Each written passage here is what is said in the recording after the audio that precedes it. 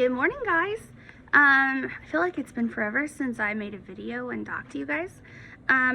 So today we're gonna start Frindle. Okay. This novel is gonna be a little bit different than Third Grade Angels. Instead of a question packet every day, you are going to have a weekly test. So we'll be doing like 5 chapters a week. You're not gonna have a packet like you did with Third Grade Angels. So on Friday, you will have a reading test covering chapters 1 through 5. So I think I put it in the agenda or the newsletter that I want you to go back over these on Thursday and read or listen to all the chapters before your test on Friday. So today we're going to do chapters 1 and 2 of Frindle. Okay. So Frindle by Andrew Clements. Chapter 1, Nick. If you ask the kids and the teachers at Lincoln Elementary School to make 3 lists, all the really bad kids, all the really smart kids, and all the really good kids, Nick Allen would not be on any of them. Nick deserved a list all his own, and everyone knew it. Was Nick a troublemaker? Hard to say. One thing's for sure, Nick Allen had plenty of ideas, and he knew what to do with them. One time in 3rd grade, Nick decided to turn Miss Deaver's room into a tropical island. What kid in New Hampshire isn't ready for a little summer in February? So first he got everyone to make small palm trees out of green and brown construction paper and tape them onto the corners of each desk. Miss Deaver had only been a teacher for about 6 months, and she was delighted. That's so cute! The next day, all the girls wore paper flowers in their hair, and all the boys wore sunglasses and beach hats. Miss Deaver clapped her hands and said, "It's so colorful!" The day after that, Nick turned the classroom thermostat up to about 90 degrees with a little screwdriver he had bought from home. All the kids changed into shorts and t-shirts with no shoes, and when Miss Deaver left the room for a minute, Nick spread about 10 cups of fine white sand all over the classroom floor. Miss Deaver was surprised again at just how creative her students could be.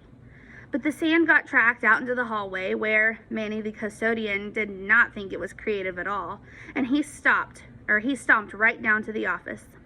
The principal followed the trail of sand, and when she arrived, Miss Deaver was teaching the hula to some kids near the front of the room, and a tall, thin, shirtless boy with chestnut hair was just spiking a Nerf volleyball over a net made from 6 t-shirts tied together. The 3rd grade trip to the South Seas ended, suddenly. But that didn't stop Nick from trying to liven things up. Lincoln Elementary needed a good jolt once in a while, and Nick was just the guy to deliver it. About a year later, Nick made the great blackbird discovery. One night, he learned on a TV show that red-winged blackbirds give this high-pitched chirp when a hawk or some other danger comes near. Because of the way the sound travels, the hunter birds can't tell where the high-pitched chirp is coming from. The next day, during silent reading, Nick glanced at his teacher and he noticed that Mrs. Avery's nose was curved, kind of like the beak of a hawk.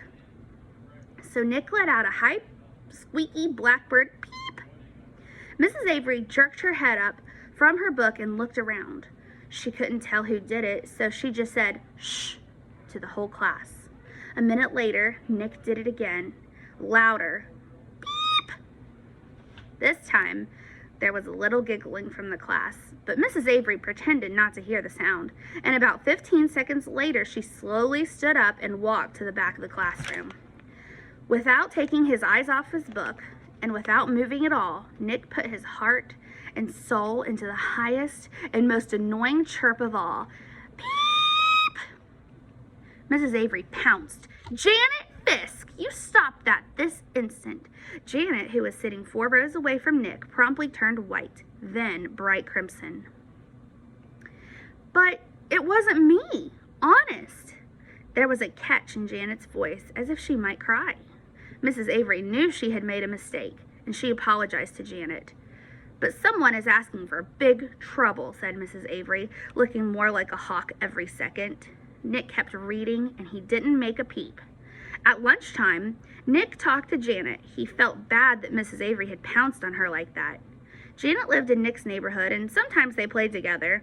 She was good at baseball, and she was better at soccer than most of the kids in the whole school, boys or girls.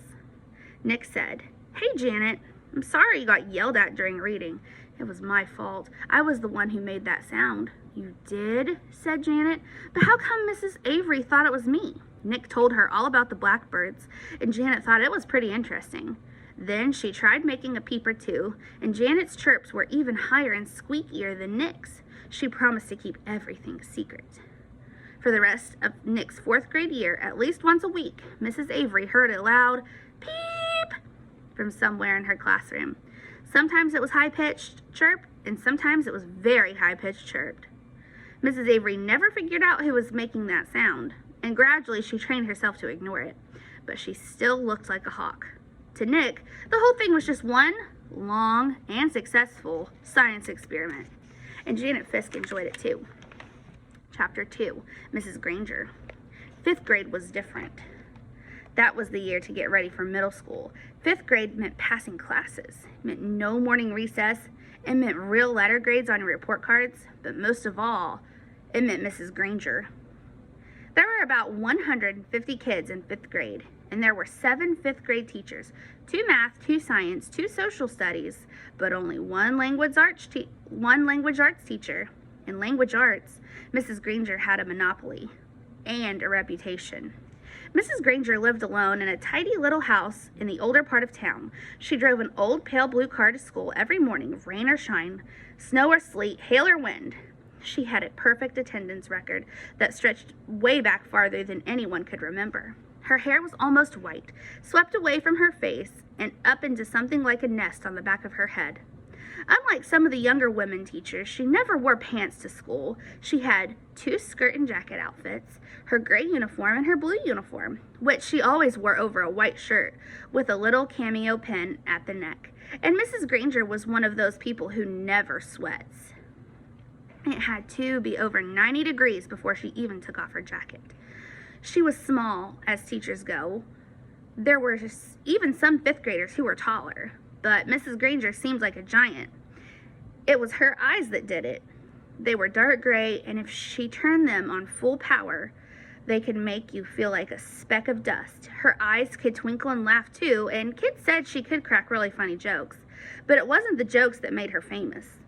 Everyone was sure that Mrs. Granger had X-ray vision. Don't even think about chewing a piece of gum within 50 feet of her. If you did, Mrs. Granger would see you and catch you and make you stick the gum onto a bright yellow index card.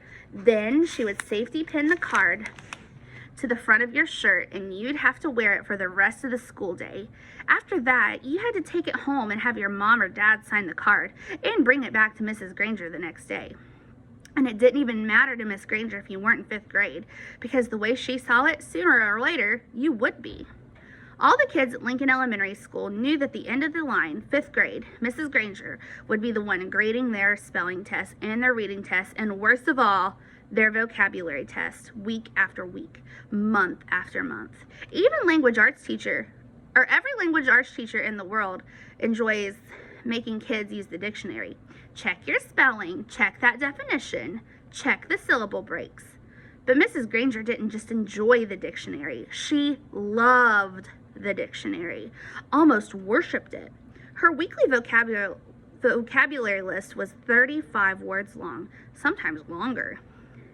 As if that wasn't bad enough, there was a word of the day on the blackboard every morning. If you gave yourself a day off and didn't write one down and look up and learn to use the definition, sooner or later Mrs. Granger would find out. And then, just for you, there would be 2 words of the day for a whole week.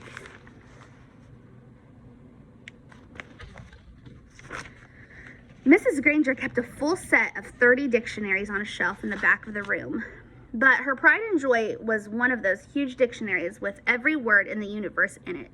The kind of book it takes 2 kids to carry. It sat on its own little table at the front of her classroom, sort of like an altar at the front of a church.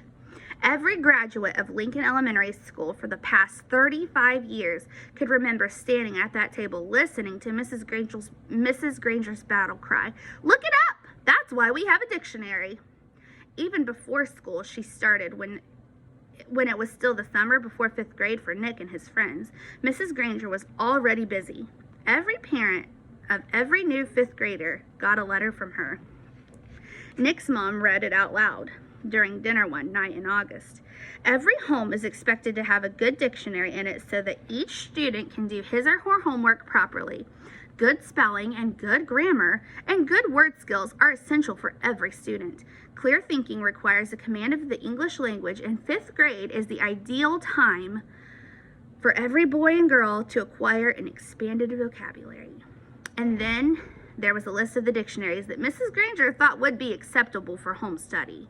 Mrs. Allen said, "It's so nice to have a teacher who takes her work this seriously." Nick groaned and tried to enjoy the rest of his hamburger, but even the watermelon for dessert didn't cheer him up much. Nick had no particular use for the dictionary.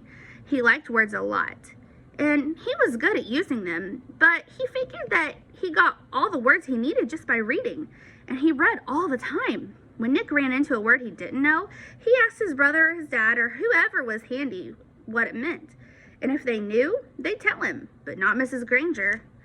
He had heard all about her, and he had seen 5th graders in the library last year, noses stuck in their dictionaries, frantically trying to finish their vocabulary sheets before English class.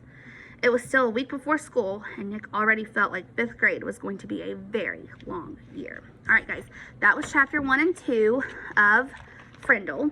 So your question of the day is, would you rather travel by rocket ship or by submarine? Let me know in chat. Send me a private chat and let me know which one you would rather do, rocket ship or submarine. I'll see you guys soon. Bye.